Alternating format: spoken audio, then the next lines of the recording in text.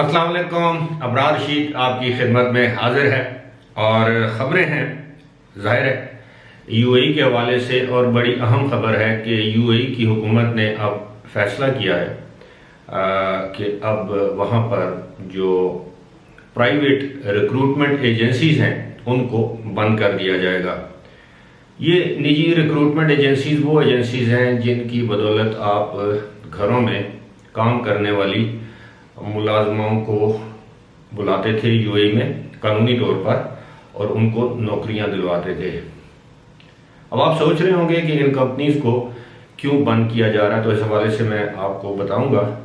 लेकिन फ़िलहाल 150 कंपनीज को बंद कर दिया गया है और तकरीबन 40-50 कंपनीज मज़ीद हैं जिनको मार्च तक बंद कर दिया जाएगा। यानी मार्च के बाद ये जो निजी रिक्रूटमेंट कंपनीज हैं इनका तमाम कारोबार ख़त्म हो जाएगा।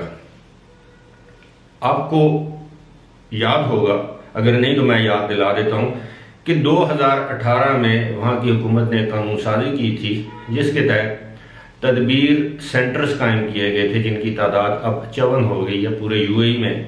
और तदबीर सेंटर्स का ये काम था कि वो दीगर ममालिक से घरों में काम करने वाली ख़वातीन मुलाजमीन को हायर करके बुलाएं और उनको आगे नौकरियां दिलवाएं। यानी दरमियान में एज अ मिडल मैन या मिडल पर्सन या मिडल वे, आप जो भी कह लें, ये उनका काम था तदबीर सेंटर्स का।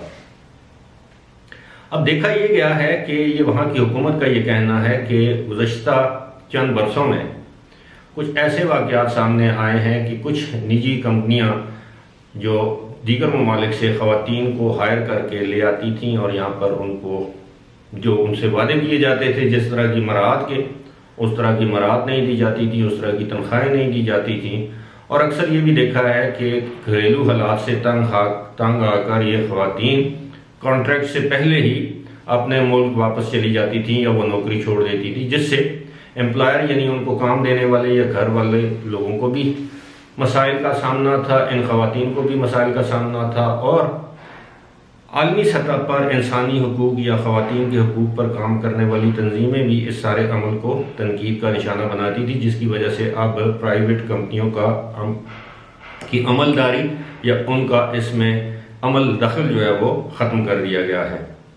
इस हवाले से ये भी बताया गया है कि 99 ऐसी कंपनियों पर जुर्माने भी किए गए हैं जिन कंपनियों ने कानून की खिलाफ वर्जी करते हुए बावजूद इसके कि उनके लाइसेंस को रिन्यू नहीं किया गया, उन्होंने ये काम जारी रखा और सख्ती से तंबीह की है कि अब इस काम को फौरी तौर पर तर्क कर दिया जाए। यानी अब कोई भी शख्स प्राइवेट तौर पर किसी भी दूसरे मुल्क की खातून को नौकरी दिलवाने के लिए यूएई में नहीं बुला सकता, ना ही उसको नौकरी दिलवा सकता है। इसके लिए अब सिर्फ और सिर्फ तदबीर सेंटर जो है वो अपने फ़राइज़ अंजाम देगा। अब तदबीर सेंटर के ज़रिए ख़वातीन को यूएई में लाया जाएगा और तदबीर सेंटर के ज़रिए आप इन ख़वातीन की खिदमत अपने घरों के लिए हासिल कर सकते हैं।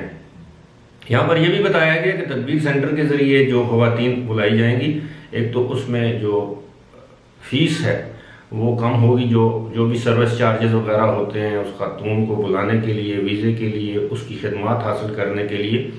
तो बताया ये जा रहा है कि एक लिहाज से इसका एक पॉजिटिव इम्पैक्ट होगा। लेकिन दूसरी जानब बहुत सी ऐसी रिक्रूटमेंट एजेंसीज को बंद कर देना जिन्होंने बाकायदा कानूनी तौर पर लाइसेंस हासिल कर रखे थे, मैं समझता हूँ कि ये भी इंसाफ पर मबनी फ़ैसला नहीं होगा। अगर उनको घरेलू ख़वातीन बुलाने का लाइसेंस दिया गया था और वो कैंसिल कर दिया गया है, तो अब ऐसा भी हो सकता है कि उनको रिक्रूटमेंट एजेंसी का लाइसेंस उनका बहाल रखा जाए, सिर्फ उसमें से ये शिक निकाल दी जाए ताकि वो दीगर ममालिक से दीगर लोगों को रिक्रूट करने के अहल हो सकें या उसके लाइसेंस पे हामिल हो सके। मेरा ख्याल है ये जो सारा मामला है, इससे मैं ज़ाती तौर पर ये समझता हूँ कि ये ख़वातीन और उन लोगों के हक़ में बेहतर है जो लोग मुख्तलिफ़ ममालिक की ख़वातीन की खिदमत हासिल करते हैं। हमें ये भी मालूम है कि बहुत सी ख़वातीन ऐसी हैं जिनके साथ जिन घरों में वो काम करती हैं वहाँ पर बुरा सलूक होता है। लेकिन हमें ये भी मालूम है कि बहुत सी ख़वातीन ऐसी हैं जो कि अपने मालिकान या एम्प्लॉयर को ब्लैकमेल भी करती हैं मुख्तलिफ़ हीले बहानों से। बहुत सी ख़वातीन ऐसी हैं जो